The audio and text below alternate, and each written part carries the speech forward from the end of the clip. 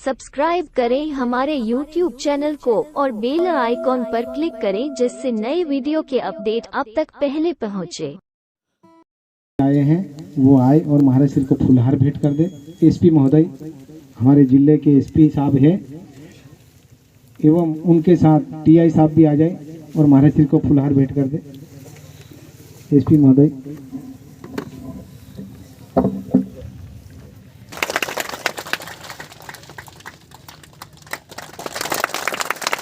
बहुत बहुत धन्यवाद। टीआई साहब एवं एसपी साहब उनका दो शब्द सुनेंगे, इसके पश्चात अपन दो शब्द कहें। एसपी साहब आ जाए, इसके पश्चात फिर विधायक साहब आ जाए। नाम आपका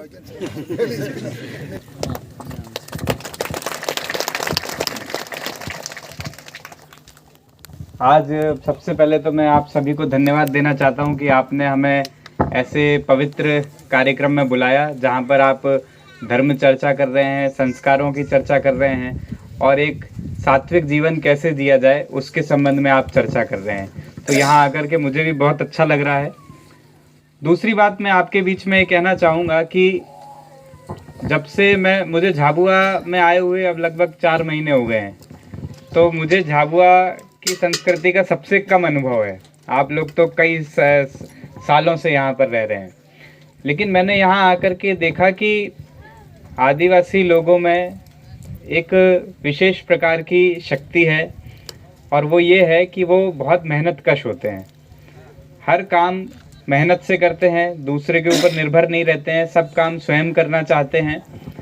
और यही कारण है कि सालों साल से, सदियों से आदिवासियों की जो परंपरा है वो बची हुई है और वो आगे तक लोगों में पहुंच रही है। तो ये सब आप ही सब लोगों के कारण से संभव हुआ है कि ये सारी जो भी संस्कृतियां हैं आगे तक चली जा रही हैं। कई बीमारियां हैं जो शहरों में आ गई हैं, लेकिन गाँव में और ख़ास तौर से आदिवासी क्षेत्रों में नहीं आ पाई है। हम कोरोना का समय भी देखें तो कोरोना की महामारी के समय इतनी परेशानियां लोगों को रही, लेकिन यहाँ पर उसका प्रभाव सबसे कम रहा होगा, लेकिन बहुत ज़्यादा नहीं रहा, क्योंकि आप लोगों का खान पीन, रहन सहन, काम धाम करने के तरीके इस प्रकार से हैं कि वो शरीर को स्वस्थ रखते हैं। इसमें लेकिन सालों साल में कुछ कुरीतियां भी आ गई हैं।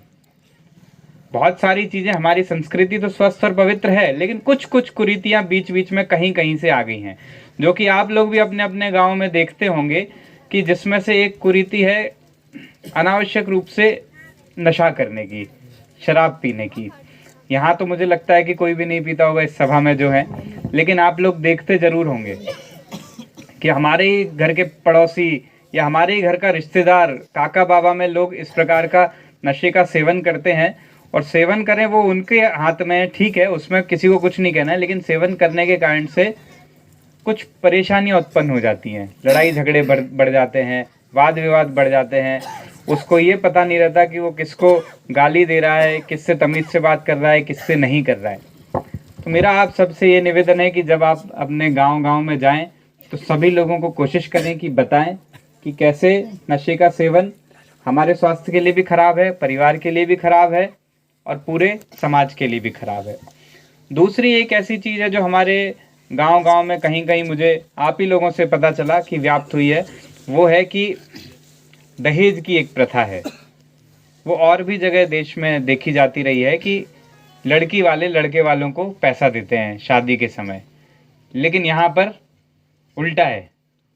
यहाँ पे लड़के वाले लड़की वालों को देते हैं। ऐसा होता है कि नहीं होता है? आप बताएं। मैं कहीं गलत बोल रहा हूँ तो आप मुझे बता देना पहले से ही, तो उसको सुधार लेंगे। तो कोई किसी को भी दे वो तो गलत है, वैसा तो होना नहीं चाहिए। यहाँ पर हमारी माताएं बहनें बैठी हैं, वो जानती हैं इस बात को कि शादी या दो परिवारों का जुड़ना ये तो पवित्र संबंध है। उसमें पैसे का लेन देन या उसको व्यापार की तरह देखना ये कहाँ से आ गया? और दिक्कत यह है कि उसमें लेन देन इतने बड़े स्तर का हो जाता है कि फिर परिवार वालों को बाहर जाकर के मजदूरी करके कर्जा चुकाना पड़ता है। और कर्जा कई बार इतने सालों में चुकता है कि जिसकी शादी हुई है उसके बच्चे भी बड़े हो जाते हैं और कर्जा चलता रहता है।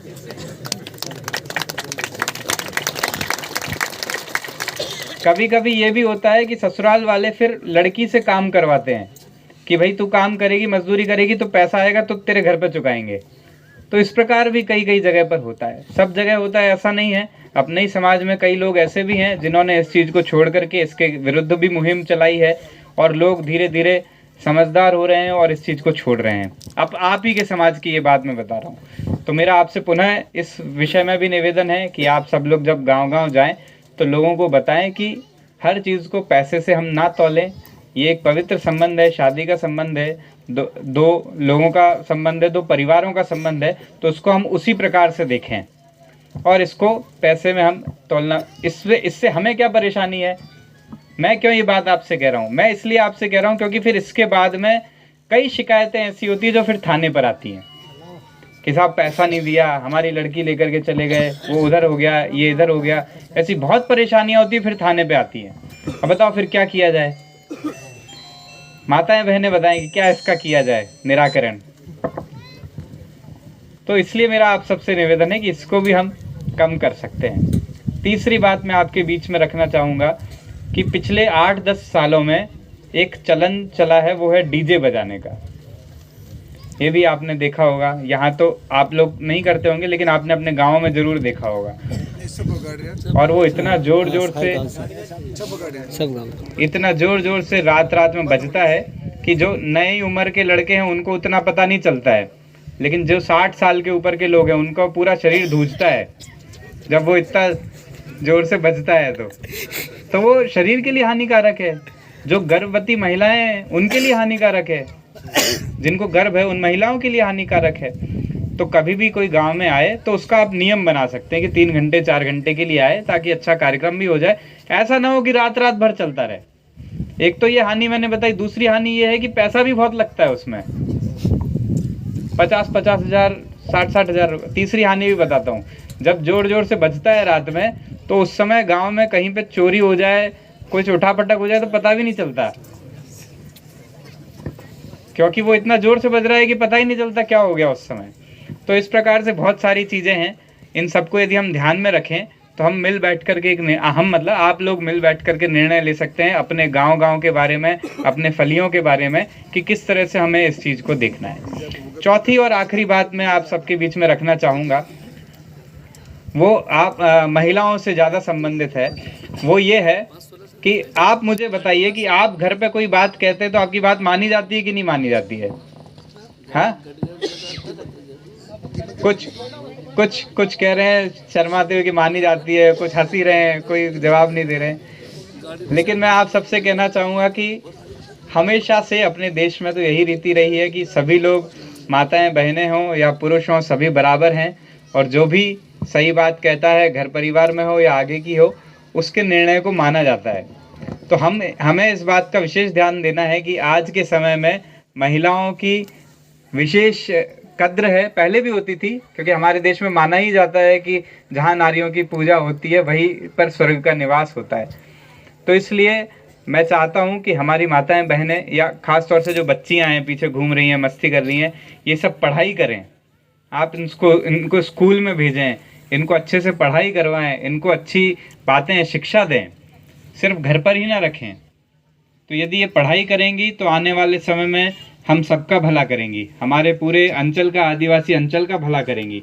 तो मेरी आपसे यही रिक्वेस्ट है, निवेदन है कि कोई भी हो, लड़का हो या लड़की हो, उसमें आप भेद किए बिना, वैसे भी यहाँ पर बहुत कम होता है, हमारे विधायक जी बहुत डिटेल में बता पाएंगे कि सबसे कम भेद यहीं होता है, लेकिन फिर भी मैं आपसे कहना चाहूँगा कि भेद किए बिना आप सबको पढ़ने के लिए भेजें, लड़कों को भी पढ़ने भेजें, लड़कियों को भी पढ़ने भेजें। आने वाले समय में, भविष्य में वो ज़रूर अच्छा काम करेंगे, अच्छी जगह उनकी नौकरी लगेगी, बहुत आगे बढ़ेंगे और आपके घर परिवार को और पूरे समाज को गौरवान्वित करेंगे। आप सबने मुझे यहाँ बुलाया, बोलने का मौका दिया, उसके लिए बहुत बहुत धन्यवाद। जय हिंद। बहुत बहुत धन्यवाद। एसपी साहब ने काफ़ी कुछ बताया। इसे हमारे बीच में विधायक साहब